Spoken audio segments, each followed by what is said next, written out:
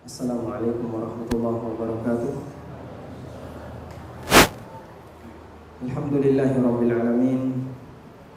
Wassalatu wassalamu ala asyrafil mursalin nabiyyina wa maulana Muhammadin wa ala alihi wa sahbihi ajma'in.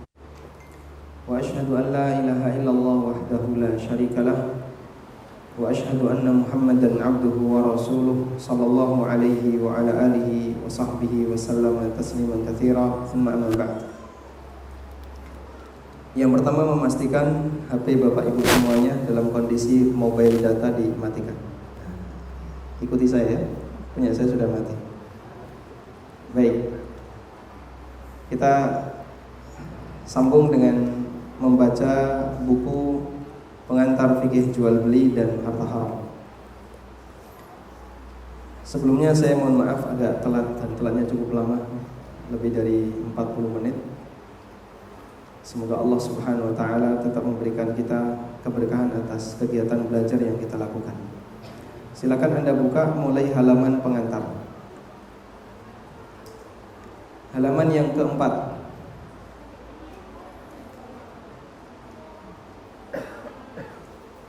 Di bagian awal kita akan membahas tentang bagaimana kesempurnaan ajaran Nabi sallallahu alaihi wasallam. Bukti kesempurnaan itu Allah nyatakan di surat Al-Maidah ayat yang ketiga. Al-yawma akmaltu lakum dinakum wa atmamtu alaikum ni'mati wa raditu lakumul Islam madinah. Pada hari di mana telah aku sempurnakan agama kalian dan aku sempurnakan untuk kalian nikmatku, dan aku ridha Islam sebagai agama kalian. Di zaman Amirul Mukminin Umar bin Khattab radhiyallahu anhu, ada orang Yahudi yang datang kepada beliau. Yahudi ini mengatakan, "Wahai Umar, di agama kamu ada satu ayat, lau nazalat fina la ja'alta yaumi nuzuliha ya la ja'alna yauma nuzuliha 'idan." Andaikan ayat itu turun kepada kami, maka niscaya akan kami jadikan waktu turunnya ayat itu sebagai hari raya. Sehingga menurut Yahudi, ayat ini adalah ayat istimewa yang mereka tidak memilikinya. Yang ini bukti bahasanya Taurat tidak pernah menyebutkan kalau ajaran yang diajarkan oleh Musa telah sempurna. Kesempurnaan itu baru Allah turunkan ketika datang syariat Muhammad sallallahu alaihi wasallam. Karena itu Yahudi mengatakan, andaikan ayat ini turun di agama kami, maka akan kami jadikan waktu turunnya ayat itu sebagai hari raya.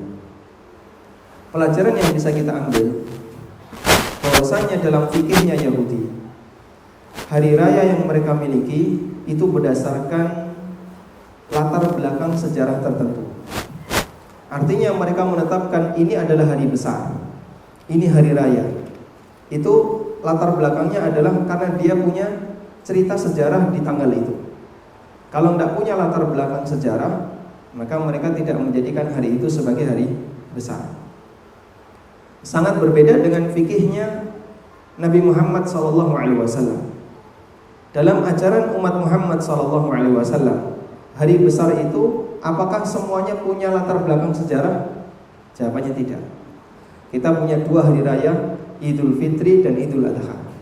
Kalau kita ditanya, sebutkan kejadian besar apa yang ada ketika tanggal 1 Syawal dan tanggal 10 Dzulhijjah. Penaklukan kota Mekah? Bukan. Penaklukan kota Mekah terjadi di bulan Ramadan. Nabi SAW diutus jadi nabi? Juga bukan. Atau beliau mendapatkan wahyu pertama? Juga bukan. Apa peristiwa besar di tanggal 1 Syawal dan 10 Dzulhijjah? Kita tidak memilikinya. Gak ada dalam catatan sejarah di masa perjuangan Rasulullah SAW ada peristiwa besar yang terjadi di tanggal 1 Syawal atau 10 Dzulhijjah. Lalu kenapa dalam syariat beliau itu dijadikan sebagai hari raya? Jawabannya, hari raya bagi syariat kita itu Allah yang nunjuk. Allah jadikan ini sebagai hari raya, Allah pilih ini sebagai hari raya.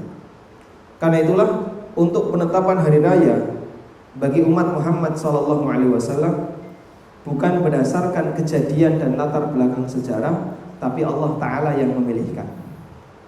Makanya kita tidak diajarkan untuk menjadikan peristiwa bersejarah sebagai hari besar. Sehingga dari latar belakang inilah kita bisa mengetahui kenapa sih Nabi SAW tidak pernah mengajarkan kepada kita peringatan Isra Mi'raj, atau peringatan Nuzulul Quran, atau peringatan hari kelahiran, atau peringatan hari kematian, atau peringatan kemenangan Fathu Mekah, atau kemenangan perang-perang yang lainnya. Alasannya adalah karena dalam agama kita tidak diajarkan untuk menjadikan hari bersejarah sebagai hari besar. Paham di sini?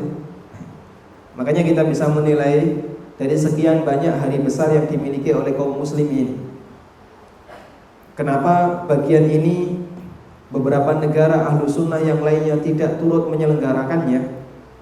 Karena mereka punya prinsip hari besar adalah hari yang ditetapkan oleh syariat, sehingga kapan kita berhari raya ikuti saja panduan yang diberikan oleh Allah Subhanahu wa taala. Baik, ini pelajaran penting yang bisa kita ambil dari peristiwa dialog antara Yahudi dengan Umar ibn Khattab radhiyallahu anhu. Agama yang mengajarkan bahasanya hari besar itu harus punya latar belakang sejarah, itu fikihnya Yahudi. Sedangkan dalam syariat Muhammad SAW, hari besar itu Allah yang milih, Allah yang nunjuk, bukan berdasarkan latar belakang sejarah. Selanjutnya, bagian dari kesempurnaan syariat kita, Nabi SAW juga bersabda, "Ma baqiya syai'un yuqarribu minal jannah wa yub'idu minan nar illa wa qad buyyina lakum." Enggak ada satupun permasalahan yang bisa mendekatkan orang ke surga atau menjauhkan manusia dari neraka kecuali telah dijelaskan kepada kalian. Hanya saja ada orang yang tahu dan ada orang yang tidak tahu. Ada yang mau mengamalkan dan ada yang tidak mau mengamalkan. Begitu ya. Sehingga perlombaan kita agar kita bisa lebih dekat ke surga adalah berusaha untuk mencari tahu apa saja yang bisa mendekatkan ke surga dan apa yang bisa menjauhkan kita dari neraka. Dan masing-masing manusia dikasih oleh Allah ilmu sesuai yang dia kehendaki. Ada di antara hambanya yang dikasih oleh Allah ilmu dari semua yang disampaikan dalam syariat Muhammad SAW. Ada yang dikasih 80%, ada yang dikasih 70%, ada yang dikasih 90%, ada yang dikasih sekian persen, bertingkat-tingkat sesuai dengan tingkatan ilmu yang diberikan oleh Allah Ta'ala kepadanya.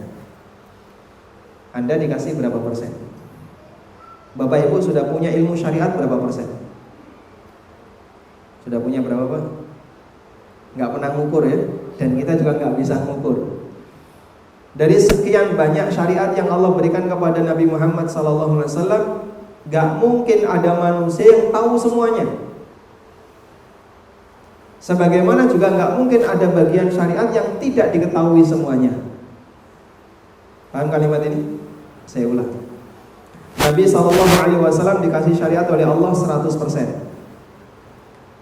Tidak ada satupun umat Muhammad SAW yang tahu 100%. Sebagaimana tidak ada bagian syariat yang tidak diketahui 100% oleh umat Muhammad SAW. Paham maksudnya? Kalau dilihat dari individunya, setinggi apapun tingkat ulama, dia tidak mengetahui 100% syariat. Tapi bukan berarti ada bagian syariat yang hilang, yang tidak diketahui oleh 100% umat Islam.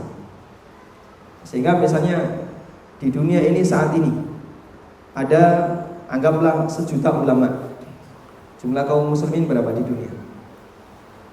Kaum muslimin jumlahnya berapa sedunia? Menurut sensus ada yang mengatakan dari 5M penduduk bumi, sekarang mati karena corona jadi 4,8 M. Gak sampai ya. Dari 5M penduduk bumi, yang 1 M muslim. Dari 1 M anggaplah yang 1 juta ulama. Berarti 1 ulama megang 1 juta, megang 1000 orang ya. 1 juta ulama, 1 ulama megang 1000. Perbandingannya adalah 1 banding 1000. Anggap misalnya ada 1 juta ulama. Ada nggak ulama yang jumlahnya 1 juta ini salah satu di antara mereka yang paham 100% syariat? Nggak ada. Tapi tidak ada bagian syariat yang sama sekali tidak diketahui oleh sejuta ulama ini. Sehingga misalnya ulama 1 punya 80%, ulama 2 punya 80% juga. Cuman beda dia. Yang ulama 1 ngitung 80%-nya dari angka 1 sampai 80. Ulama 2 dari mulai 21 sampai 100. Sama-sama 80%. Ketika digabungkan, klop semuanya jadi 100. Dan itulah bagian dari penjagaan yang diberikan oleh Allah untuk syariat Nabi Muhammad SAW. Sehingga 100% syariat itu utuh sampai akhir zaman sesuai yang dikehendaki oleh Allah. Meskipun tidak ada umat Muhammad yang mengetahui 100% syariat. Apa bukti dari itu? Buktinya adalah sabda Nabi SAW yang disebutkan dalam hadis yang sahih. Nabi SAW pernah bersabda, La tazalu ta'ifatun min ummati 'alal haqqi zahirin, la yadurruhum man khadalahum hatta ya'tiya amrullah wa hum 'ala dzalik. Akan senantiasa ada sekelompok umat, ada sekelompok ta'ifah, sekelompok orang di kalangan umatku yang mereka selalu zahirina 'alal haqq, berada di atas kebenaran. Berarti umat manusia yang memegang kebenaran itu maksum. Siapa yang menjaga? Allah Ta'ala. Mereka dijaga oleh Allah ada sampai akhir zaman. Dan mereka bergantian. Ini menunjukkan bahasanya kebenaran di tengah umat ini gak pernah hilang. Meskipun tidak ada satu orang yang memahami semua kebenaran. Dari sinilah muncul ijtihad. Maka ada sebagian ulama yang beristihad, lalu dia mendapatkan kebenaran sekian persen. Ulama yang lain beristihad, dia dapat kebenaran sekian persen. Masing-masing berbeda. Salah satu sama lain ketika saling melengkapi, maka terciptalah kebenaran 100%. Baik, dan itu bagian dari penjagaan Allah Ta'ala untuk wahyu yang diberikan kepada Nabi Muhammad SAW, yang itu tidak diberikan kepada umat-umat masa silam. Karena itu Allah Subhanahu wa taala menjamin dalam Al-Qur'an, "Inna nahnu nazzalna dzikra wa inna lahu lahafizun." Sesungguhnya akulah yang menurunkan adz-dzikra, Al-Qur'an, dan aku juga yang menjaga Quran. Dan bagian dari penjagaan Quran adalah penjagaan makna Quran. Apa makna Quran? Hadis Nabi SAW. Sehingga konsekuensi dari terjaganya Quran juga terjaganya hadis Nabi SAW. Ada sebuah kejadian. Kejadian ini dialami oleh seorang ulama kibar, Muhammad bin Sirin, ulama tabi'in. Siapa yang tidak kenal Muhammad bin Sirin? Muridnya Abu Hurairah radhiyallahu anhu, muridnya Anas bin Malik, dan beberapa ulama sahabat yang lainnya. Suatu ketika ada orang yang bertanya kepada Muhammad bin Sirin, "Wahai Syekh, kalau seperti ini boleh atau tidak?" Jawab beliau, "Enggak boleh, enggak ada dalilnya." Selesai menjawab seperti itu, ada seorang pemuda yang bertanya, "Mohon izin, Syekh, saya mau bertanya, apakah Anda telah menguasai 100% hadis Nabi SAW?" Beliau menjawab, "Tidak." "Kalau begitu, apakah Anda telah menguasai 2/3 dari hadis Nabi SAW?" Muhammad bin Sirin menjawab, "Tidak." "Apakah Anda telah menguasai setengah dari hadis Nabi SAW?" Beliau bilang, "Tidak." Bisa jadi yang ditanyakan orang ini, yang Anda jawab gak ada dalil, mungkin ada di setengah hadis yang kamu tidak hafal. Langsung beliau menundukkan kepala, menunjukkan apa yang disampaikan pemuda ini benar. Karena itulah ini jadi kaidah. Gak boleh orang ketika memberikan jawaban itu pakai kalimat umum. "Oh, ini gak ada dalam syariat kita." Nah, apakah kamu tahu semua syariat? Gak tahu. Kalau gak tahu jangan bilang gak ada. Yang betul gimana? Saya gak pernah tahu kalau ini ada dalam syariat kita. Kalau nggak pernah tahu, berarti digantungkan kepada ilmu pribadinya. Pak Ustadz, seperti ini ada dalilnya nggak? Wallahu alam, saya nggak pernah tahu. Karena saya nggak tahu kalau itu dalil, ada dalilnya, maka saya tidak berkewajiban untuk mengamalkannya.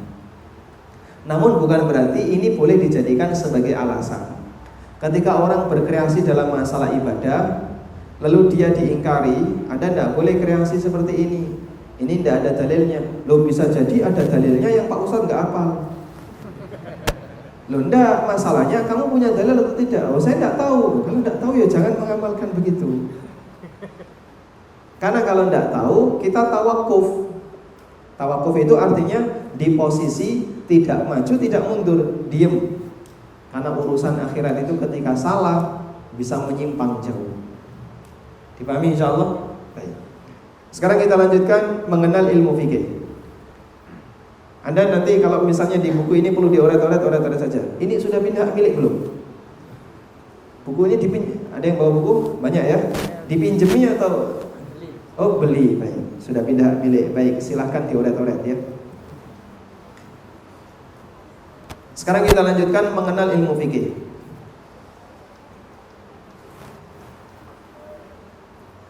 Kaidah yang berlaku begini. Ilmu itu semakin ke depan semakin sempurna, begitu Pak ya. Sehingga ketika ada satu cabang ilmu baru, pada saat dia lahir, karena dia kurang sempurna, maka biasanya dia nebeng ilmu yang lain. Tapi nanti semakin jauh semakin mengerucut dan semakin menjadi ilmu yang baru. Itu kaidah dalam masalah ilmiah. Makanya dalam sebuah kampus, dulu ketika kampus ini lahir, jurusan yang dipelajari di kampus itu, yang disediakan di kampus itu hanya ilmu-ilmu yang sifatnya mayor. Misalnya jurusan teknik fisika, teknik industri, teknik mesin, ilmu yang sifatnya mayor. Semakin ke sana nanti akan mengerucut lagi, teknik penerbangan, teknik apalagi misalnya radio, jadi satu ilmu sendiri, sampai nanti jadi jurusan. Sehingga kadang kampus kan terjadi overlap materi. Misalnya antara elektronika dan instrumentasi yang disingkat ELIN dengan teknik informatika, itu bedanya apa? Yang satu masuk MIPA, yang satu masuk fakultas teknik. Oh, banyak materi yang gabung. Antara manajemen dengan apa misalnya manajemen perbankan, atau antara ekonomi dengan ekonomi bisnis, nanti bingung. Tapi ilmu itu semakin ke sana semakin mengerucut. Karena itu di zaman sahabat Nabi SAW, Islam itu satu kesatuan ilmu, belum pecah menjadi banyak rincian ilmu. Semakin ke sana semakin pecah kecil-kecil menjadi banyak rincian ilmu. Sehingga kalau dulu di zaman para sahabat, mereka belajar tafsir, mereka belajar hadis, mereka belajar fikih, mereka belajar apalagi bahasa dan aneka pelajaran yang lainnya, jadi satu ilmu Islam. Nggak ada dipisah-pisahkan seperti itu. Karena itu ketika mereka menyampaikan sebuah hadis, mereka bisa menggali dari arah fikih, dari arah tafsir, dari arah ilmu-ilmu yang lain, sesuai dengan bidang yang mereka pahami. Nah, semakin cerdas seorang sahabat dan seorang tabi'in, maka dia bisa menggali semakin banyak ilmu yang terkandung dalam sebuah hadis. Makanya kadang ada orang yang hanya bisa menghafal, tapi dia nggak ngerti isi. Ada orang yang dia nggak hafal, tapi kalau dia mendengar sebuah kalimat, dia bisa memahami itu lebih dalam. Nabi SAW pernah mengatakan, "Rubba hamili fiqhin laisa bifaqih." Betapa banyak ada orang yang membawa ilmu, tapi dia nggak ngerti ilmu yang dia bawa. Dia menghafalkan Al-Quran, lalu dia baca, tapi dia nggak ngerti tafsirnya. Di sebelahnya dia nggak hafal ayat itu. Begitu mendengar, oh ayat yang kamu baca itu menunjukkan kalau perbuatan kayak gini tidak boleh. Kok kamu tahu sih? Nah tadi kamu baca ayat itu. Karena dari kemampuan dia dalam memahami teks. Nah ulama itu bisa di dua tempat ini. Ada ulama yang dikasih kelebihan oleh Allah, hafalannya kuat. Ada ulama yang dikasih kelebihan oleh Allah, mampu untuk memberikan banyak pelajaran dari sebuah kalimat. Meskipun hafalannya tidak sekuat ulama yang pertama, tapi semuanya ulama. Dan kita memberikan penghargaan bagi mereka. Baik. Di zaman fikih muncul orang yang paling berjasa dalam masalah ini adalah Abu Hanifah. Karena itulah Imam Asy-Syafi'i rahimahullah pernah mengatakan, kullu faqihin iyalu Abi Hanifah. Semua ahli fikih adalah keturunan Abu Hanifah. Karena beliaulah yang pertama kali meletakkan batasan-batasan ilmu fikih sebelum dia mengerucut jadi ilmu yang baru. Nah, salah satu di antara batasan yang diberikan oleh Abu Hanifah ketika menjelaskan apa itu fikih, ini yang masih global ya. Fikih didefinisikan oleh Abu Hanifah dengan ma'rifatun nafsi ma laha wa ma 'alaiha. Mengenalkan diri kita terhadap hak dan kewajiban kita. Bahasa lain yang lebih ringkas adalah mengenal hak dan kewajiban masing-masing individu. Anda ketika beragama punya hak tidak? Punya hak tidak? Apakah Anda punya hak yang dilindungi oleh syariah? Kayaknya nggak yakin, saya ulang ya. Apakah Bapak Ibu punya hak yang dilindungi oleh syariah?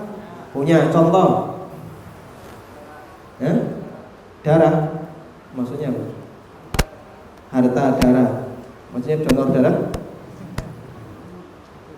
Apakah Anda punya hak yang dilindungi syariah? Punya. Contohnya, terlindungi kehormatan kita, terlindungi darah kita, terlindungi apa misalnya keluarga kita. Ibu-ibu punya hak, mereka punya hak dinafkahi oleh suami, sehingga kalau suami gak ngasih nafkah dia berdosa. Itu hak istri yang dilindungi oleh agama. Suami punya hak ditaati oleh istrinya selama tidak memerintahkan yang maksiat. Sehingga semua manusia punya hak yang dilindungi oleh agama. Bayi yang masih ada dalam kandungan dia punya hak. Apa haknya? Andaikan bapaknya mati lalu meninggalkan harta, bayi ini punya hak waris. Meskipun dia belum bisa bicara, meskipun akalnya belum maksimal, tapi dia punya hak. Itulah yang dimaksud hak yang dilindungi oleh syariat. Anda punya nggak kewajiban? Oh punya Pak, banyak. Sholat, zakat, haji, umroh, berbakti kepada orang tua, kewajiban bermuamalah dengan yang lain yang benar, dan aneka kewajiban yang lainnya. Itu kewajiban yang diberikan oleh syariat. Sudah? Nah, kita diminta untuk mengenal apa saja hakmu dan apa saja kewajiban kamu. Sehingga jangan sampai karena nggak kenal hak maka menuntut yang bukan haknya. Demikian pula jangan sampai karena nggak tahu kewajiban sehingga tidak melaksanakan kewajiban yang menjadi tugas dia. Karena itulah semakin sempurna pengetahuan seorang muslim terhadap agama, maka dia akan semakin sempurna agamanya. Paham di sini ya? Sehingga kenapa kita dituntut untuk belajar, untuk menyempurnakan apa saja hak, untuk menyempurnakan pengetahuan apa saja hak kita dan apa saja kewajiban kita. Pokoknya Bapak, kalau poligami saya gugat cerai, itu hak saya. Benar nggak kayak gini? Benar nggak kayak gini? Benar atau tidak? Salah. Kenapa? Bukan hak istri untuk gugat cerai ketika suaminya poligami. Betul? Kok kayaknya ragu ya. Baik, saya ganti tema. Oh belum nyampe, belum cukup umur ya. Mohon maaf kalau saya bicara kayak gini di hadapan yang belum cukup umur. Kalau sampai bapak tidak ngasih nafkah kepada saya 3 bulan berturut-turut, kena penalti. Itu hak saya. Boleh nggak kayak gini? Oh kamu tiru-tiru perbankan. Loh kan saya baru resign dari bank. Nah ketika dalam kehidupan rumah tangga suami istri, kenapa kok sering berantem? Salah satunya adalah mereka tidak tahu hak dan kewajibannya. Sehingga kadang istri nuntut hak yang bukan haknya, atau suami nuntut hak yang bukan haknya, atau sebaliknya, istri tidak menunaikan kewajiban padahal itu tugas dia, atau suami tidak menunaikan kewajiban padahal itu kewajibannya. Sehingga definisi fikih dengan kalimat ini itu mencakup umum, karena hak dan kewajiban dalam syariat kita itu berlaku dalam semua bidang, baik masalah akidah, masalah adab, muamalah, ibadah maupun yang lainnya. Karena itulah fikih dengan definisi ini sering diistilahkan dengan fikih akbar. Disebut apa, Pak? Fikih besar. Kenapa disebut fikih besar? Karena dia mencakup dalam ruang lingkup yang sangat umum, tidak hanya yang berkaitan dengan masalah kegiatan manusia saja, tidak hanya yang berkaitan dengan masalah amalan, termasuk dalam masalah akidah. Sebutkan contoh kewajiban akidah. Oh, angkat tangan mau pamit ya, Pak, saya kira mau jawabnya. Sebutkan contoh kewajiban akidah, Pak. Contohnya apa? Mentauhidkan Allah, yang lain.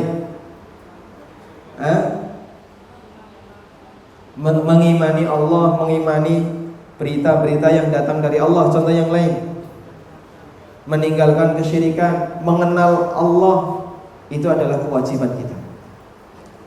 Makanya Allah Subhanahu wa ta'ala jadikan itu sebagai tujuan penciptaan manusia. Orang perlu mengenal bagian ini. Meskipun banyak orang yang gak gubris dan dia ngaku muslim, padahal dia bagian kewajibannya tidak dilaksanakan. Baik, yang bagian inilah nanti dituntut di akhirat. Kenapa kewajiban kamu ini gak kau laksanakan? Apalagi ketika kewajiban itu adalah kewajiban yang paling pokok dalam kehidupan manusia. Kalau gak dilaksanakan, Allah Ta'ala bakal tuntut di yaumil akhir.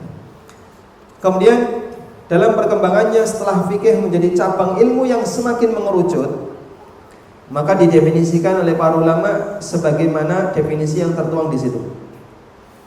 Ilmu fikih adalah al-ilmu bil ahkam asy-syar'iyyah al-amaliyah al-muktasabah min adillatiha at-tafsiliyah.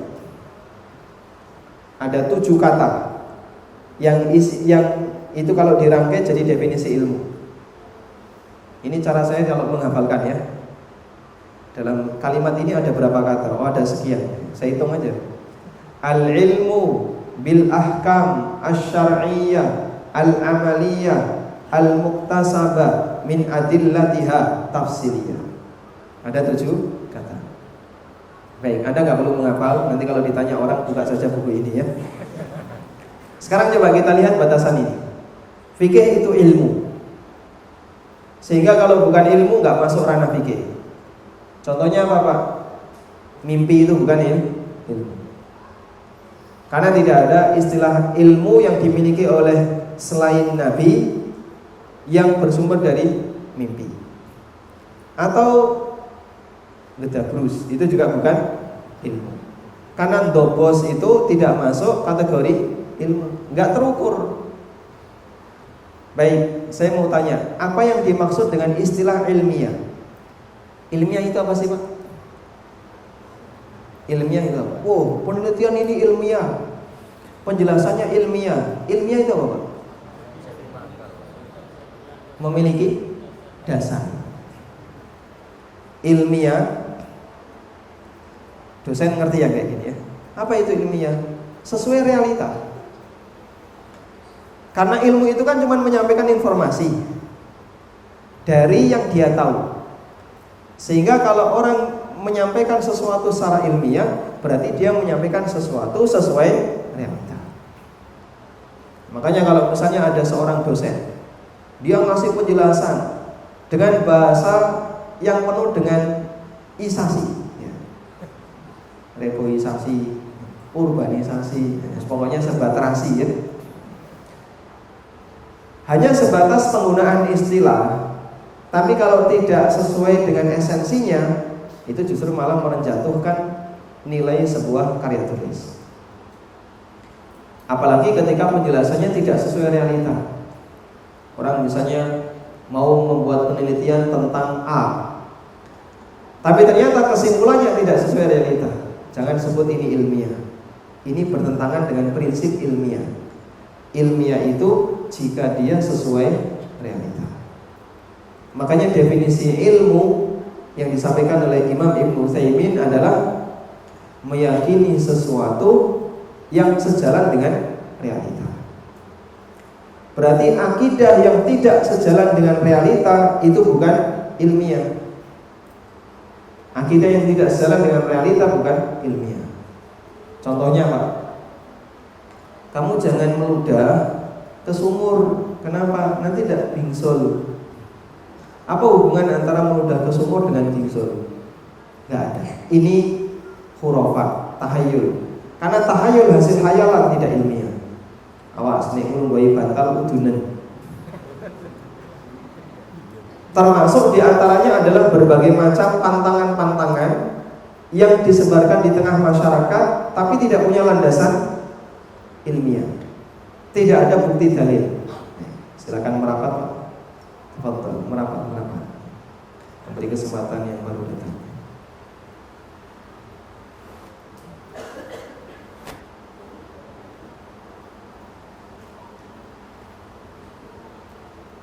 Sehingga semua akidah kesyirikan, semua tahayul di sini ada penghuninya loh Mas, hati-hati. Oh betul Pak, saya yakin itu ada penghuninya, satpam. Nek maling kok dicekel satpam. Kamu yang sopan di sini dan seterusnya. Ketika dia nggak punya bukti, itu bukan akidah yang ilmiah. Nah kita disyariatkan untuk menjaga logika dengan cara kamu jangan yakini sesuatu yang gak ilmiah. Makanya kenapa dalam Islam kita dilarang untuk punya keyakinan tahayul, punya keyakinan khurafat, klenik-klenik dan semua turunannya. Karena keyakinan ini bertolak belakang dengan memuliakan akal. Dan tidak ada manusia yang akalnya lebih rusak dibandingkan orang musyrik. Pasang patung kucing, ini bawa foto ini. Ini mentungi maling. Oh bukan, ini untuk pelaris. Ngundang orang biar mau belanja di tempat saya. Akalmu loh nanti. Ini akalmu di mana? Memuliakan akal, hindari pemikiran kayak gini. Sehingga hargai akal itu dengan cara jangan diisi dengan akidah yang menyimpang. Dan sibukkan untuk berpikir bagian yang menyebabkan akal itu semakin maju. Maka kita diajak untuk menghafalkan Quran, menghafalkan hadis, agar akal manusia itu lebih progresif. Saya sedikit melebar ya. Sama-sama mikir, tapi yang satu diperintahkan, yang satu dilarang. Sama-sama mikir. Yang diperintahkan apa Pak? Mikir pelajaran. Mikir dengan menghafalkan Al-Quran. Ngapalin Quran mikir nggak Pak? Atau nggak butuh mikir? Mikir. Makanya sudah dihafal kok hilang lagi, diulang lagi, hilang lagi, diulang lagi, hilang ulang gitu ya. Sampai akhirnya nancep di pikiran. Ngapalin hadis perlu mikir nggak? Belajar fikih perlu mikir nggak? Bagian ini kita disyariatkan. Perbanyak mikir yang kayak gini. Tapi untuk bagian yang kedua, mikir nasib, mikir utang, mikir rezeki, mikir jodoh, ini kalau bisa dikurangi. Tidak menyebabkan orang jadi progresif, nggak maju orang yang mikir kayak gini. Sehingga bikin orang stres, bikin orang tiba-tiba diem, termenung, waliyadzubillah sampai bunuh diri. Itu disebabkan karena dia mikir yang syariat mengajarkan tawakalkan kepada Allah, jangan banyak dipikirkan. Tapi yang terjadi kita lebih senang mikir yang kedua dibandingkan mikir yang pertama. Jadi kalau ngapal Al-Quran antepnya luar biasa. Tapi kalau disuruh bahas politik, oh masya Allah, mikir negoro, isinya lorong hati. Betul kayak gitu ya? Kalau sudah dengar berita A, berita B, kok nggak setuju, gedem-gedem lorong hati. Tapi dipikir, padahal bagian ini tinggalkan saja. Lebih baik Anda mikir bagian syariat yang itu membuat kita semakin cerdas, semakin maju, daripada Anda mikir yang sudah ditetapkan oleh Allah. Masalah rezeki Allah sudah tetapkan. Tapi kadang orang dipikir sampai berlebihan. Masalah apalagi misalnya jodoh, masalah karir, masalah pendapatan, masalah penghasilan, terlalu berlebihan, numpuk mikirnya yang kayak gini. Padahal itu membuat manusia semakin rendah kualitasnya. Dan satu hal yang mengherankan, mereka yang sibuk mikir bagian syariat, Allah cukupkan sehingga tidak banyak mikir bagian masalah hidup. Kira-kira Ustadz itu punya masalah kan? Punya ya. Tapi dia ketemuan masalah masyarakat. Ustadz saya mau curhat. Duduk Ustadz saya mau curhat. Baik, wani piro Pak? Pertanyaan yang Masya Allah kadang panjang, itu isinya cuma curhat. Apalagi kalau sudah datang dari ibu-ibu ya. Itu dia cerita tentang suaminya, cerita tentang. Jadi ustaznya diminta untuk ngambil bagian mikir saja. Itu kalau dia bukan orang yang kebal terhadap masalah, stres itu ustaz. Di Surabaya ketumpuan masalah sekian, nanti di Malang ketumpuan masalah lagi, nanti di tempat lain ketumpuan masalah lagi. Andaikan manusia tidak punya sifat lupa, itu Masya Allah, mungkin terlalu banyak masalah yang numpuk pada dirinya. Dan hal yang mengherankan, Allah Subhanahu wa Ta'ala berikan kita sifat lupa, sehingga dua pikiran tadi, yang satu dijaga dengan cara diulang, yang satu biarlah berlalu dan jangan diulang. Mikir musibah, makanya kita kan tidak disyariatkan untuk mengenang musibah. Musibah itu jangan dikenang, marakno lora hati, sehingga tidak ada istilah haulan. Karena itu mengenang musibah, wes mati gitu, wes mati. Nah, jangan dikenang-kenang. Mengenang musibah itu menimbulkan mengulang kesedihan. Biarkanlah musibah itu berjalan, tidak perlu dikenang. Tapi kalau amalan hilang, gimana Pak? Wis barno wae Pak balik meneh. Ya enggak bisa. Harus diulang, dikejar ulang biar nanti tetap melekat. Baik. Yang kedua al-ahkam. Ilmu itu terkait hukum. Hukum itu berarti aturan. Karena itu yang tidak ada kaitannya dengan aturan tidak masuk ilmu fikih. Contohnya apa Pak? Bahasa itu tidak terkait aturan, itu terkait budaya. Contoh yang lain misalnya tentang aktivitas manusia, bagaimana makan biar enak, itu bukan masalah akal. Tapi caranya biar masak enak, itu bukan masuk bagian akal. Yang ketiga syariah, hukum syariah. Berarti hukum yang bukan syariah nggak masuk kajian fikih. Disebut syar'i atau syariah jika dia berasal dari Al-Quran maupun hadis. Diingat bagian ini ya. Segala sesuatu disebut syariah jika dia berasal dari Al-Quran dan Sunnah, jika berasal dari wahyu. Karena itulah kita tidak menggunakan istilah syariah untuk objek yang dia bukan berasal dari wahyu. Misalnya apa Pak? Misalnya ada banyak sekali objek di sekitar kita, karena dia tidak berasal dari wahyu, maka tidak bisa dinilai apakah dia syariah atau tidak. HP syariah, perlu nggak kayak gitu? Tidak perlu. Kenapa Pak? Karena tidak ada HP yang haram dimakan, ya. Semua HP haram dimakan, ya. Tidak ada HP yang halal dimakan dan yang haram dimakan. Ada nggak istilah meja syariah? Nggak ada. Gelas syariah? Nggak ada. Karena pada asalnya benda-benda seperti ini ada dari karya manusia, bukan dari hukum Allah Subhanahu wa Ta'ala. Paham? Karena itulah Al-Ustadz Dr. Arifin Badri, beliau berpendapat, saya nggak setuju kalau ada orang yang menggunakan istilah ekonomi syariah. Karena hukum asal perkara mubah itu tidak perlu dikasih embel-embel syariah. Sebagaimana tidak ada meja syariah, tidak ada gelas syariah, tidak ada HP syariah, tidak ada tembok syariah, maka juga tidak ada bagian yang sifatnya mubah dikasih label syariah. Paham begitu? Yang ada pelanggaran dalam penggunaan. Apa hukum menggunakan gelas ini? Ya tergantung penggunaannya. Kalau dipakai balang bojone, tidak boleh. Kenapa? Ini mendolimi orang lain. Kalau diisi dengan khamr, tidak boleh. Kenapa? Karena ini minuman yang haram, harusnya dibuang. Tapi kalau diisi dengan minuman yang halal, boleh nggak? Boleh. Sehingga yang dibahas itu kegiatan manusianya, bukan bendanya. Paham insyaallah? Baik. Meskipun untuk istilah ekonomi syariah, kalau menurut saya pribadi, insya Allah sah-sah saja.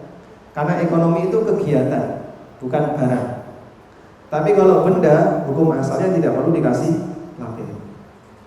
Bahkan sebaliknya, jika ada objek yang dia dikasih label syariah, berarti sebenarnya objek itu adalah objek yang bermasalah. Untuk menghilangkan kesan masalahnya, dikasihlah label syariah. Coba di Mekah itu atau di Madinah, pernah nggak Anda jumpai ada Movenpick syariah, Aston syariah, atau apa lagi? Di sana nggak ada Pak hotel syariah. Hotel-hotel dari Eropa, hotel dari Amerika, duduk di sana nggak pakai label syariah, karena nggak ada orang yang curiga. Meskipun bintang 5, meskipun bintang sekian, nggak ada orang yang curiga, sehingga nggak perlu dikasih label syariah. Beda kalau di negara kita ya, ada hotel yang dia misalnya datang dari barat, manajemennya adalah manajemen orang luar negeri, orang kafir. Kalau nggak dikasih label syariah, ya orang bisa memahami, oh ini dicurigai, di situ mengandung khamr, atau tidak selektif ketika menerima tamu dan seterusnya. Berarti memang label syariah itu diberikan untuk bagian yang asalnya bermasalah. Baik. Wah ini terlalu serius mendetailkan definisi, nanti gak masuk ilmu bikin muamalahnya. Baik, saya langsung lompat saja ya. Kemudian tentang pembagian fikih, di sini sudah saya sebutkan ada 4 ya. Fikih ibadah, muamalah, usrah, peradilan dan tindak kriminal dalam Islam. Selesai, sekarang silakan dibuka daftar isi. Di buku ini saya sebutkan 11 poin, 11 capture yang kita bahas. Anda pilih yang mana? Anda pilih mana? Karena waktu kita terbatas. Nggak milih? Ya sudah, langsung bagian penutupannya. Pilih yang mana? Nomor 7. Nomor 7 apa judulnya, Pak? Antara keuntungan dan harga pasar. 1. Apalagi? 10 memahami ilah larangan jual beli. Selanjutnya 4 rukun dan syarat jual beli. 3 perlu dibahas? 3. Baik, sudah berapa poin tadi? 3, 4, 7, 10. 4 poin ya. Catat bagian itu. Sekarang kita bahas nomor 3. Mengenal akad jual beli. Mengenal akad jual beli. Mulai halaman 23.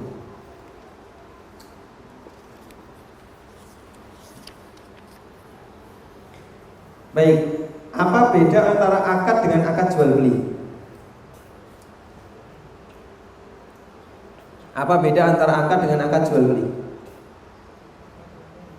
Ya, kalau akad itu umum, kalau jual beli khusus. Paham di sini ya? Baik. Sehingga semua jual beli adalah akad, tapi tidak semua akad jual beli. Ini mirip seperti jawaban orang Madura. Kalau ditanya, Bapak agamanya apa? Saya NU, Pak. Loh kok jawabannya NU? Iya Pak, saya NU. Agamanya loh Pak? Iya saya NU, Pak. Kok bukan Islam, Pak? Gini Pak, Kalau NU pasti Islam, kalau Islam belum tentu NU gitu. Paham maksudnya ya?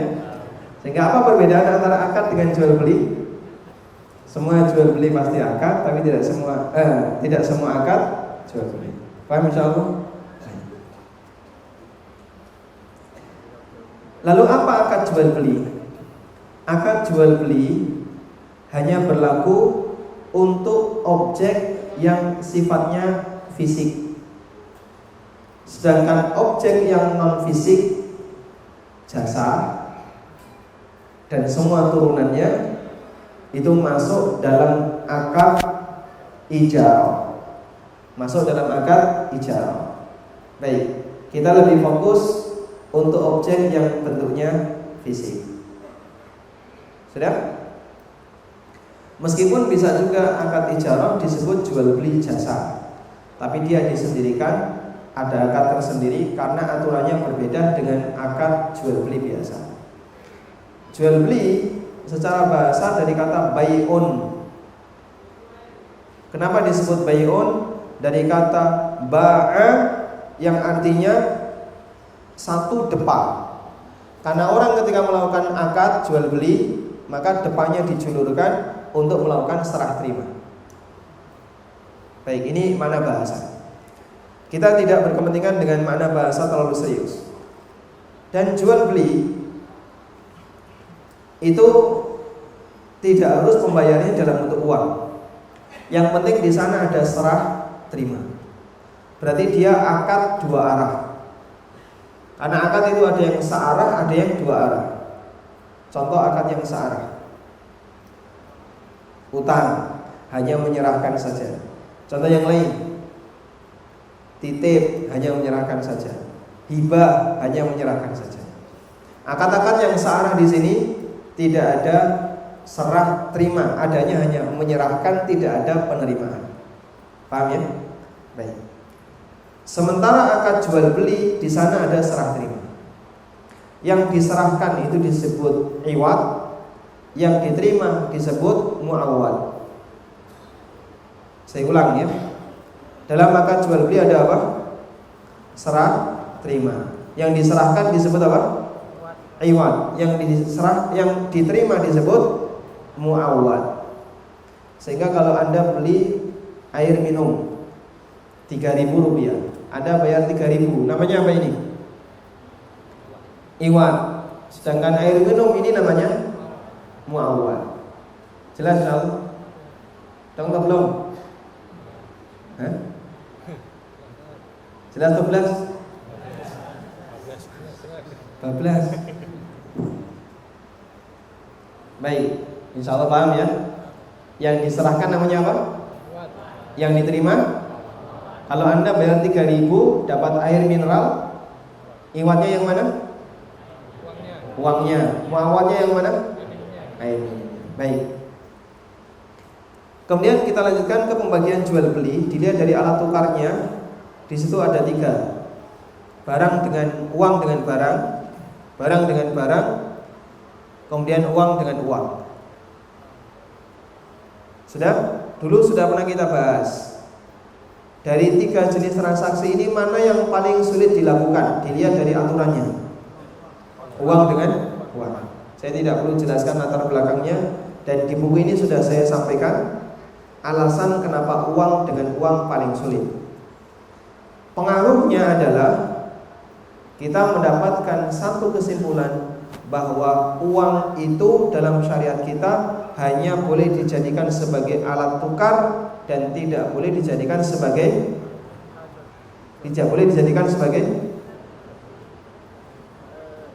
komoditas.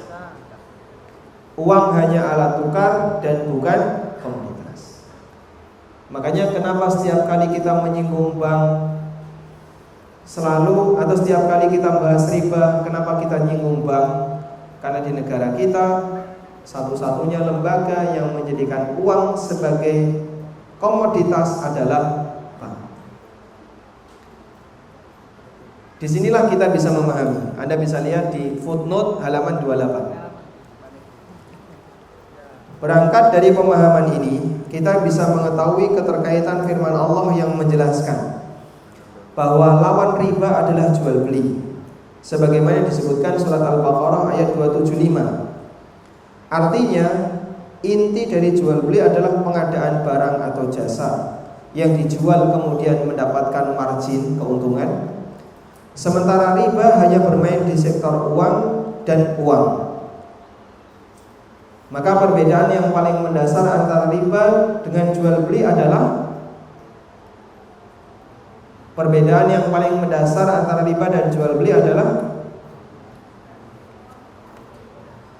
kalau jual beli itu komoditasnya barang, kalau riba komoditasnya uang. Sampai di sini, Bang? Baik. Karena itu solusi untuk menekan riba di dunia perbankan maupun di masyarakat adalah kita galakkan jual beli. Sehingga solusi bagi perbankan agar terbebas dari riba adalah izinkan bank melakukan jual beli real. Sehingga kalau bank melakukan jual beli diperbolehkan, maka bank bisa lebih terhindar dari riba. Mafhum insyaallah? Paham? Baik, selanjutnya pembagian jual beli dilihat dari waktu penyerahan. Ada 4. Sama-sama tunai, barang ada, uang ada. Uang tunai, barang tertunda, yang disebut jual beli salam. Yang ketiga, uang tertunda, barang tunai, jual beli kredit. Yang keempat, uang tertunda, barang tertunda. Namanya apa? Jual beli kali bil kali. 3 jenis akad. Yang pertama hukumnya boleh. Akad yang keempat yaitu kali bil kali, hukumnya dilarang dengan sepakat ulama. Sudah? Baik. Saya tidak bahas salam karena salam itu jarang di masyarakat kita. Sekarang kita akan lihat lebih dekat bagian akad yang dilarang, yaitu jual beli kali bil kali. Di buku saya tuliskan di halaman 31 3 atau 5 bentuk transaksi kali bil kali, utang dengan utang. Anda coret ya, angka 5-nya dicoret, ganti 4. Saya sebutkan 4 tapi tertulis di sini 5. Baik. Yang paling umum seperti ini. Ini biasanya model PO, jual beli inden. Ini yang paling umum. Bentuknya gimana, Pak? Kriteria kali bil kali, jenis yang pertama. 1. Penjual adalah seorang trader. Trader itu artinya apa? Dia kulak lalu jual, sehingga tidak memproduksi. 2. Penjual belum memiliki barang. Yang ketiga, penjual sudah melakukan akad dengan pembeli. Yang keempat, pembeli belum membayar secara tunai. Kalau salah satu dari kalau keempat ini terpenuhi, maka transaksinya hukumnya kali bil kali, hukumnya dilarang. Bisa diulang, 4 kriteria kali bil kali. 1, penjual adalah trader, maksudnya apa? Tidak memproduksi. Yang kedua, penjual belum memiliki barang, belum kulaan. Yang ketiga, sudah melakukan akad dengan pembeli. Yang keempat, pembeli tidak membayar tunai. Jika 4 ini terpenuhi, maka masuk dalam kategori jual beli kali bil kali. Paham insyaallah? Paham ya? Baik. Contoh. Saya datang ke counter HP, lalu menemukan HP yang sangat bagus, merek Miyako. Kalau saya tanya, ini berapa? 10 juta. Wah, aku nanti duit. Kalau tak cicil gimana? Ya boleh, maksimal 2 bulan, tapi HP tidak kami serahkan sampai cicilan kamu lunas. Siap. Akhirnya saya cari duit. Saya punya duit 5 juta, saya bayarkan. Pekan berikutnya nyicil 1 juta. Pekan berikutnya nyicil 1 juta. Sampai akhir dari 2 bulan genap 10 juta. Baru HP diserahkan. Ya? Berarti HP-nya tertahan di mana? Penjual, uangnya saya bayar syarat cicilan. Boleh atau tidak? Boleh atau tidak? Hah? Apakah ini termasuk jual beli kali bil kali? Termasuk atau tidak? Termasuk ya. Berarti hukumnya haram, nggak boleh dengan sepakat ulama. Boleh atau tidak? Tidak boleh. Baik, sudah ngantuk? Belum ya? Yang menjawab tidak boleh. Yang menjawab boleh. Banyak juga ini. Ulama beda pendapat ya.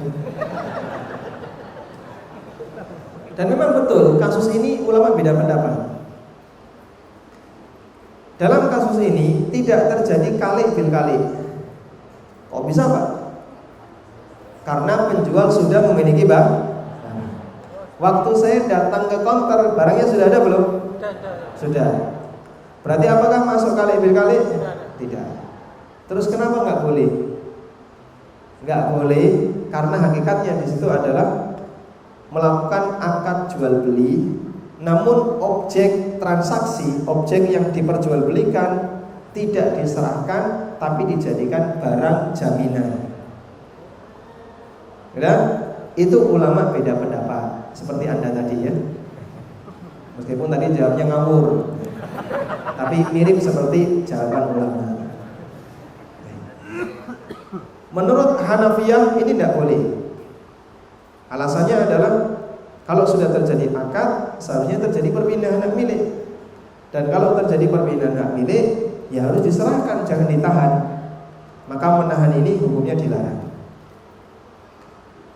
Namun menurut sebagian Syafi'iyah dan sebagian ulama Hambali, dan ini yang dikuatkan oleh Ibnu Qayyim, hukumnya boleh. Karena ini tidak menghalangi perpindahan hak milik, tidak menghalangi perpindahan hak milik, sehingga tetap terjadi perpindahan hak milik. Hanya saja barang tidak langsung diserahkan, tapi dijadikan sebagai agunan sampai cicilan utang lunas. Dan itu hukumnya boleh karena tidak melanggar konsekuensi akad. Jelas insyaallah? Baik. Berarti di sini kata kuncinya gimana? Pahami akad berdasarkan konsekuensi dan aturannya. Kelihatannya ini kali bil kali, padahal aslinya bukan. Itu jual beli kredit biasa, karena barang sudah ada. Cuman barangnya dijadikan barang gadai, sehingga ada akad rohon, ada akad gadai di situ yang belum diserahkan sampai utang. Dan ulama beda pendapat apakah ini boleh atau tidak. Jelas 11? Alhamdulillah. Baik. Kita langsung beralih ke pembahasan berikutnya. Pembagian jual beli dilihat dari cara menentukan harga.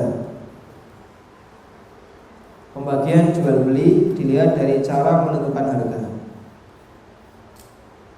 Yang pertama ada jual beli musawamah, di mana penjual tidak menyebutkan harga pula. Dan ini yang paling sering kita lakukan. Nanti kan di depan ada banyak toko ya. Baik. Dulu di zaman Umar, beliau keliling, tanya ke masing-masing penjual. Kalau nggak bisa jawab, dia apain? Post out. Kalau nggak bisa jawab, diusir. Gitu ya? Nggak bisa jawab, diusir. Nanti kita praktek kayak gitu. Boleh? Ini merchant ada, pemilik toko ada. Satu, cuma satu. Punya semuanya mas. Nah yang lain nggak ngaku ini. Mana-mana. Baru satu, yang lain mana? Yang punya lapak di depan ada? Baik. Ada satu Mas yang ditanya Mas nanti. Nanti kalau ditanya nggak bisa jawab, diusir. Nggak boleh jual. La yabiu fi suqina illa man tafaqaha. Katanya halal market. Berarti kita membuat pasar muslim. Dan salah satu di antara aturan pasar muslim adalah penjualnya harus paham tentang aturan pasar dan aturan fikih jual beli. Kita latihan ya. Ini yang lain nggak ada yang ngaku. Insya Allah nanti ketemu. Jangan pulang loh ya. Kita lanjutkan. Musawamah hukumnya apa Pak? Menurut Malikiyah itulah dianjurkan. Sehingga ulama boleh baik amanah maupun musawamah. Amanah itu menyebutkan harga pula. Saya jual ini 3.000. Kalau saya pakai musawamah, saya cerita, ini saya pulanya 2.000, saya jual 3.000. Anda setuju? Boleh nggak dilanjutkan akad? Boleh. Kalau pakai musawamah, saya nggak perlu cerita. Dan yang lebih afdol musawamah daripada amanah. Kenapa? Dalam rangka untuk menjaga perasaan. Ada orang jual baju. Berapa ini baju? Ada mereknya lagi. Oh ini harganya 300. Ini biaya produksinya berapa? 50. Padimu kok oke menlor hati ya. Makanya sebenarnya nggak usah cerita ya. Ya kalau mau 300. Pulangmu berapa? Itu rahasia. Boleh nggak dirahasiakan ini? Boleh tidak? Baik, bagian ini tidak harus diceritakan. Makanya sebenarnya jual beli amanah itu lebih jarang di tempat kita dibandingkan musawamah. Kemudian jual beli amanah ada 3, murabahah, wadi'ah, dan tauliyah. Kalau murabahah itu ada keuntungan. Ini kemarin saya beli 3 juta. Kalau kamu mau gantikan 3,5. Kalau wadi'ah dijual dengan harga yang lebih murah. Kemarin saya beli 3 juta, saya udah bosan, beli aja 2,5. Tauliyah dijual dengan harga yang sama. Kemudian di sini saya cerita tentang jual beli wafa. Jual beli wafa itu kayak gini. Ada seorang mahasiswa, dia butuh duit. Pak, lalu datang ke rumah orang kaya. Pak Haji, saya butuh duit 3 juta, mau bayar SPP.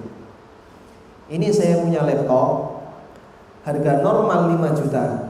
Saya jual ke Pak Haji 3 juta saja. Tapi kita punya kesepakatan, jika dalam waktu 3 bulan saya bisa mengembalikan 3 juta, tolong laptop dikembalikan.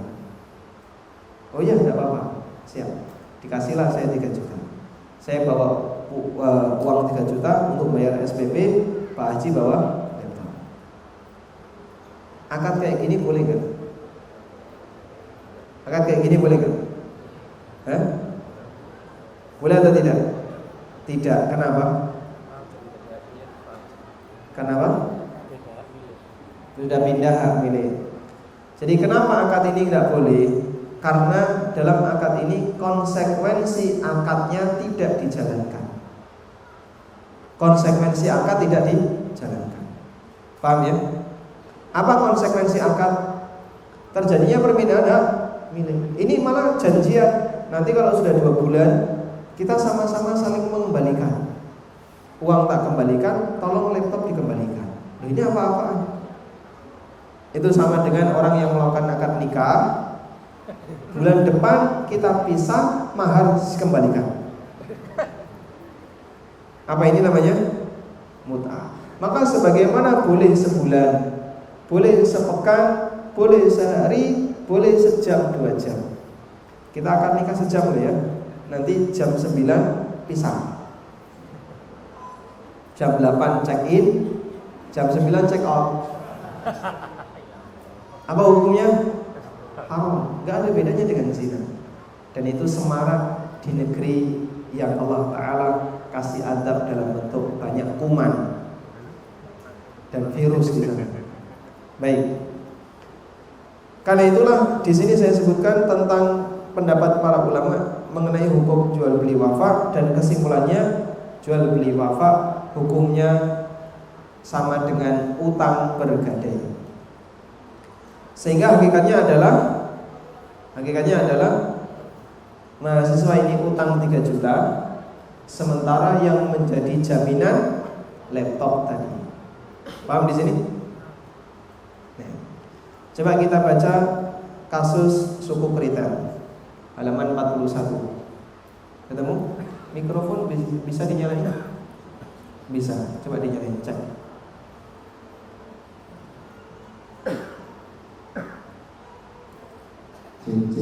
Silakan dibaca kasusnya. Hukum suku Kritel. Hukum suku Kritel. Pemerintah membutuhkan dana dari rakyat 1 triliun. Pemerintah menjual bandara dengan cara menerbitkan 1000 suku. Satu suku dijual 1 miliar. Perjanjiannya, pemerintah akan menebus kembali suku dengan harga yang sama setelah 5 tahun. Dan selama masa 5 tahun, bandara disewa oleh pemerintah seharga 100 juta per bulan. Nilai ini akan dibagikan kepada semua pemegang suku. Bolehkah transaksi ini? Bolehkah transaksi ini? Ini sama seperti jual beli wafa, ya. Pemerintah jual bandara seharga sekian kepada rakyat. Dengan perjanjian nanti akan dibeli kembali oleh pemerintah dengan harga yang sama di rentang waktu tertentu. Sama seperti tadi, mahasiswa butuh duit, dia jual laptop, lalu dapat uang, dengan perjanjian nanti akan dikebeli kembali oleh mahasiswa dengan harga yang sama, laptop dikembalikan. Apa ini? Hakikatnya adalah utang bergadai. Sehingga yang terjadi dalam suku Kritel itu hakikatnya akad utang piutang. Tapi yang digadaikan bandara. Makanya terbukti tidak terjadi perpindahan hak milik. Terbukti tidak terjadi perpindahan hak milik. Kok tahu Pak? Coba dibuktikan. Sukuk yang diterbitkan oleh ORI, obligasi yang diterbitkan oleh negara, itu kan rata-rata objek yang disukukkan itu objek vital, seperti bandara, jembatan. Kemarin saya sempat lihat di internet ya, ada bandara, ada jembatan, ada bangunan pemerintah yang masih aktif, ada GOR, dan aneka unit yang dia masih aktif dipakai. Ketika ini disukuhkan, jika betul itu terjadi jual beli, misalnya Anda ikut di sini membeli 100 lembar, Anda bayar 100 miliar, beli 100 lembar. Bandara luasnya berapa? Oh, 1000 hektar. Luasnya 1000 hektar. Lalu Anda ukur 1000 hektar, berarti saya punya 10%. 1000 hektar 10% dapat berapa Pak? 10 hektar. Dia punya 10 hektar.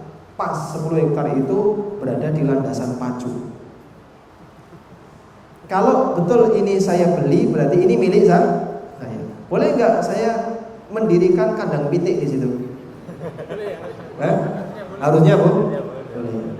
Saya buat kandang pitik, di sebelahnya ada warung kopi, nanti counter dan seterusnya. Tapi nyatanya nggak boleh. Kenapa kok nggak boleh? Oh, Anda tidak dibenarkan seperti itu. Itu bukti berarti belum terjadi perpindahan hak.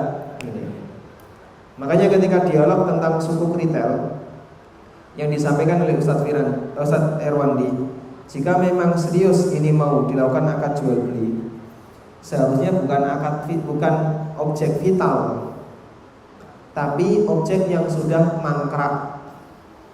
Misalnya pemerintah punya SD Impres. Dulu zaman Soeharto kan semarak ya. Sekarang sejak bermunculan SD IT yang negeri nggak laku, apalagi yang Impres, nggak punya murid, tutup. Tapi lokalnya tetap ada. Nah kalau kayak gitu disukuhkan silakan, pindah hak milik, sehingga nanti bangunan ini, tanah ini jadi milik rakyat. dan betul-betul akad jual beli, tidak ada istilah pengembalian di masa tertentu. Paham ini? Kalau itu yang terjadi silakan.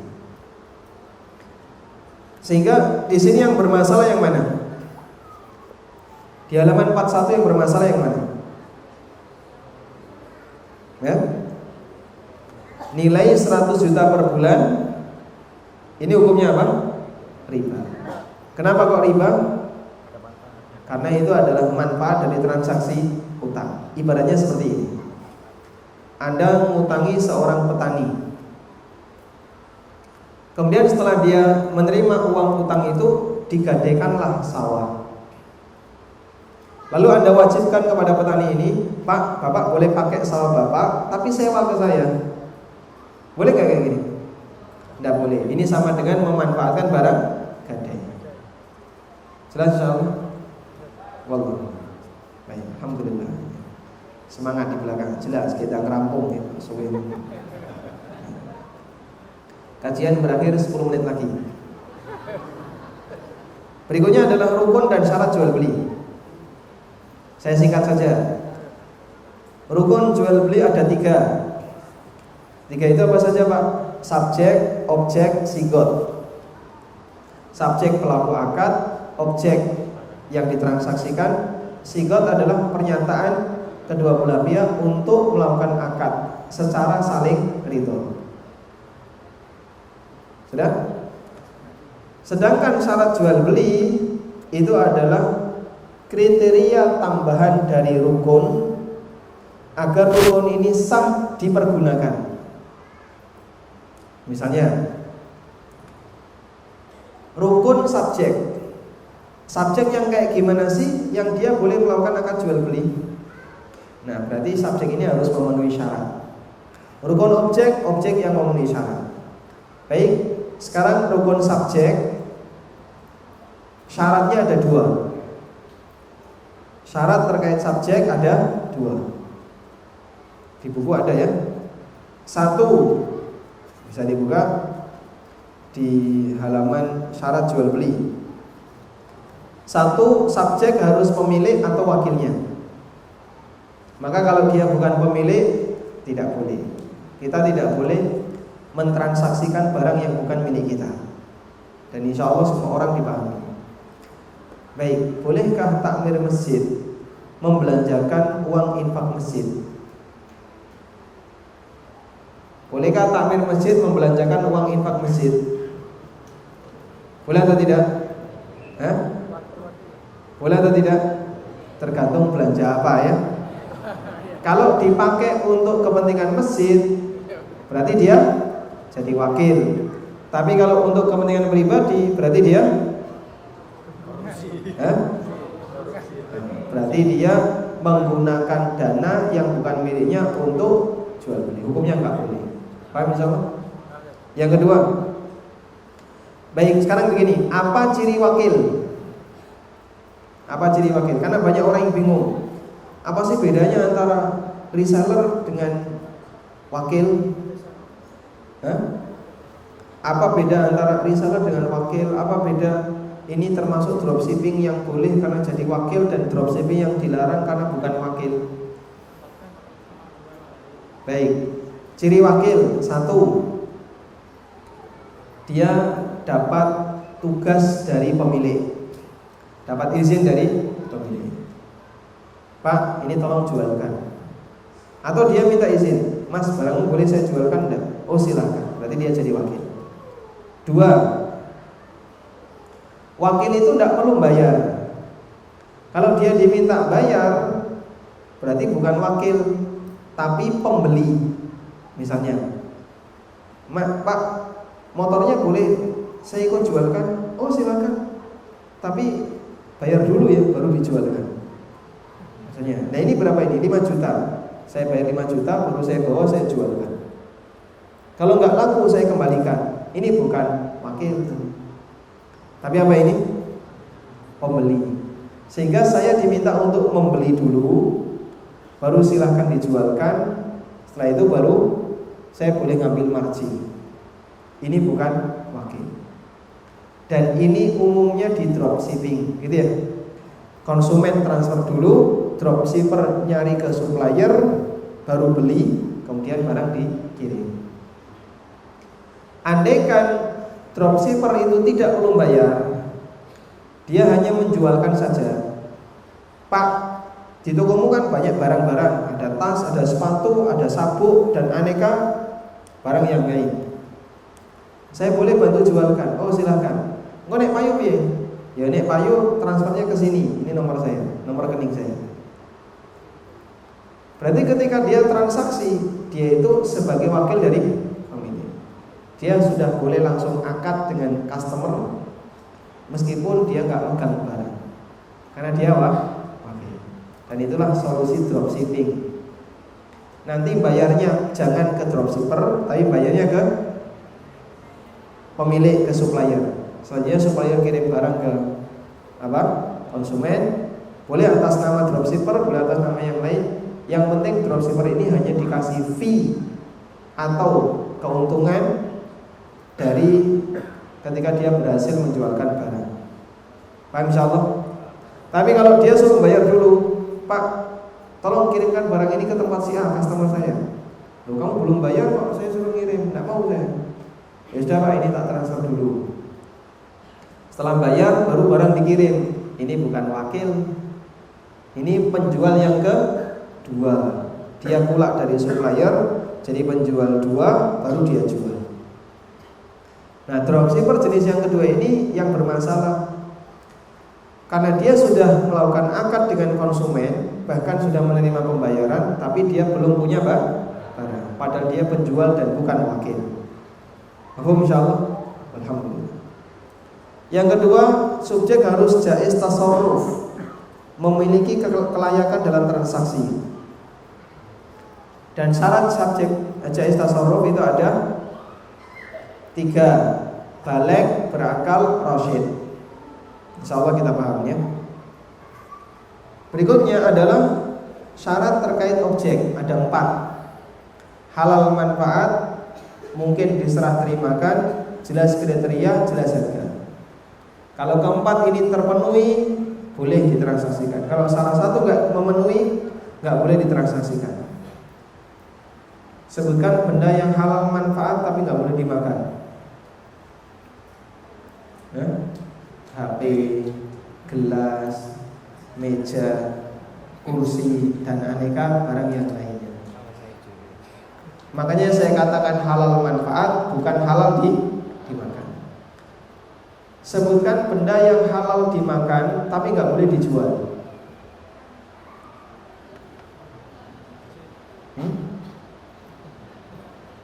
Halal dimakan tapi nggak boleh dijual.